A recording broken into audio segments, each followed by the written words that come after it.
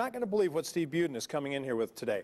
He's actually telling us to be wary of reports that come out between now and the election. Shocking. Forevermore, why? Oh, I don't know. You have any ideas? Well, let's start with the unemployment report. Okay, unemployment went down last week. Yeah. Well, for the month. Okay, last month. Great, right? Yeah. Wonderful. Super. Sure. Well, it is. Hallelujah?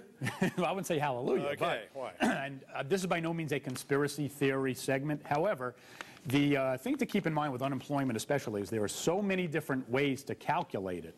And, you know, the average layperson out there will think, all right, they can call people and are you working, are you not, and that's how you calculate it. That's not necessarily true.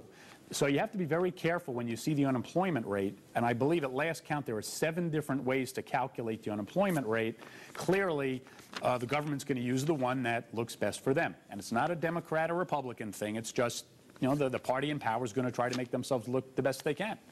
So 7.8 may not be 7.8. Yeah, and I think both sides will agree the number's fairly higher than that because you have to count the underemployed. Like I heard this morning that if somebody is called, and by the way, these are phone call surveys, so who knows who's telling the truth, and we'll get to that in a minute. But if somebody says, you know, I'm working a part-time job mowing lawns, that person is technically employed part-time, but how do you verify it or how do you don't? So who knows? All right, another example, gross domestic product, yeah, GDP. the GDP.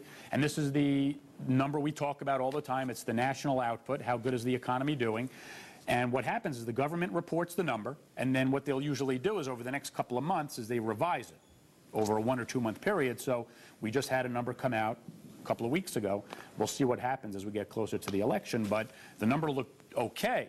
But it's really how, after you have the data reanalyzed over a month or two, is the true indication. So between now and next month, I'd be a little skeptical as to how it looks. All right, let's take last week's debate as an example here. Okay. Both candidates will say they are telling the truth on, let's say, widgets. Aren't they? The widgets are like this, and the other guy says the widgets are like this, and somebody is not being exactly accurate. Yeah, and I think this gets down to causation, and I call this the blame game. You know, last month's auto sales came out, for example. Right. Now, the president's going to take credit for the higher auto sales. Would he take the blame if auto sales went down? So these guys are quick to take the credit. Now, is it because of the policy? Is it not? Is it just timing? Is it luck? Only time will tell.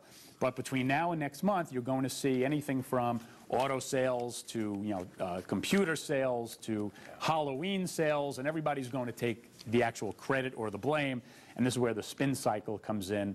And you just want to be sure, and I would always say, always listen to what both sides say, because they're usually pretty good at knocking each other's facts out pretty good. So don't just listen to one side. Not bad at all. We need to talk about polls, but we have to wait till next week to do that. Sure thing. So I know the Jets are playing. You need to get out of the studio now to prepare. I'm running the other direction. Get the Barbie running. Okay, thanks, Steve. We'll be right back.